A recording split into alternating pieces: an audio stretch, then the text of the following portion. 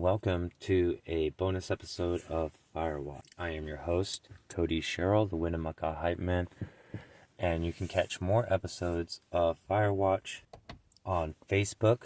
You can look up Buzzstock Studios. This Firewatch is a production of. Buzzstock Studios has a lot more videos and content, as well as our sponsor, Chicken Hookers Haberdashery, where you can get the links. If you're hearing this in the raw form of a podcast, there should be QR codes on the video or on the thingy that I will post to other platforms so that you can get the information you need. Comments, questions, you can go to campturtletracks@gmail.com and email me your stuff, and I'll answer them and all that other stuff.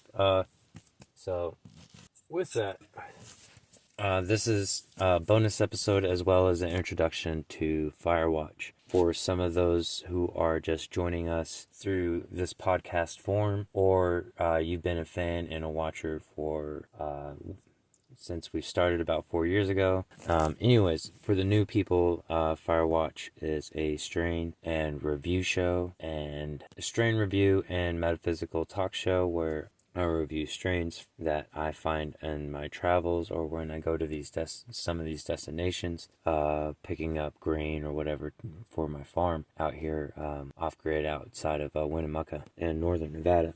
And so, yeah, that's kind of what I do. I go and check out different strains and bring them back here. And in small quantities, law enforcement, FBI, nice try, in small quantities, and to put them on video. They used to do a whole bunch of it on Facebook. However, Facebook kind of shut me down. I kind of get it, because through that show, I've gotten more people trying to sell me illegal weed through the mail, and really doesn't really contribute to the show at all.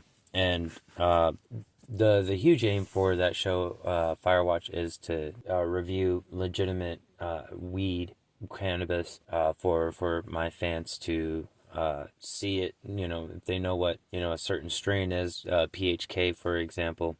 They can see it in a dispensary in its various grades, and they can buy whatever they want, knowing what kind of cannabis smells and stuff like that. I'm not saying I'm an expert. I'm a novice connoisseur at best, and that's the other thing too, is because the more I taste and I experience the weed, the better I get at explaining the effects and the different varieties that are out there these days. So that's kind of the other things. The metaphysical review show, Firewatch, kind of goes back to when I was in the military, and we would be staying Firewatch, and you would just be talking about different subjects and with your Firewatch buddy and stuff like that. So I kind of took that, and when we were setting up out here in the desert, we started Firewatch. And part of it was we were out here alone in the desert, and you don't know what's coming along. So I would be out here and watching the desert, just like what I'm doing now. And therefore, I started doing a lot of metaphysical concepts and ideas. I grew up in a very spiritual background, a religious background, and then throughout some time, I just continued to gather some knowledge and practices that got me through some dark times, and got me out here off-gridding with people that care about me and stuff. And so I think that it's possible if you believe hard enough. I'm not saying I'm the smartest person in the world. In fact, I'm a college dropout.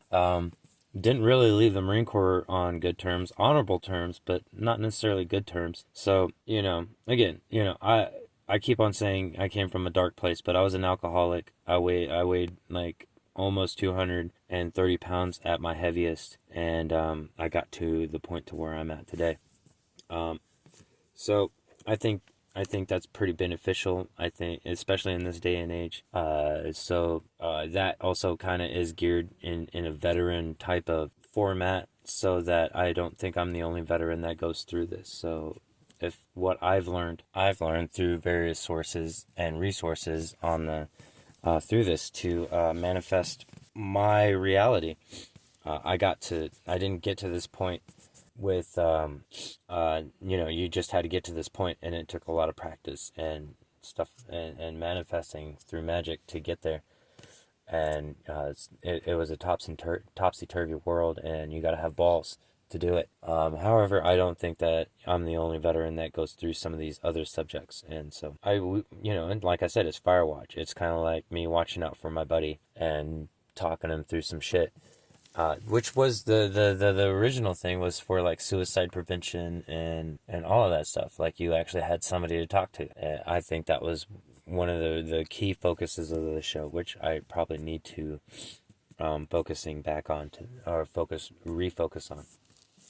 So, because I was going through some shit too. I still am. It's not like life is a rose garden, from that old Marine Corps poster for all you guys. Anyways, yeah, simplify to all my ramp tracker vets out there and all the other vets that are out there. Thank you guys. So yeah, but I don't think I'm the only veteran fucking going through this. So that's that's why Firewatch. And that the point I'm trying to make with this is that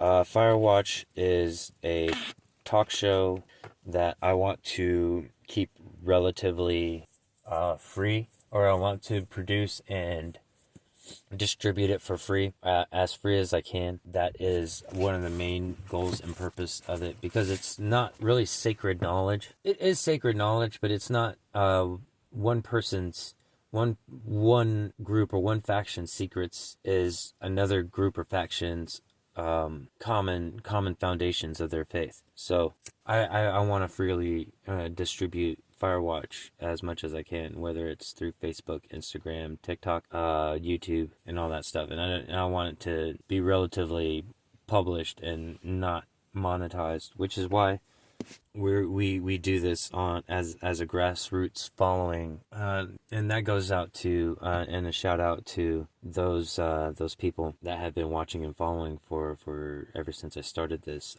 social media thing.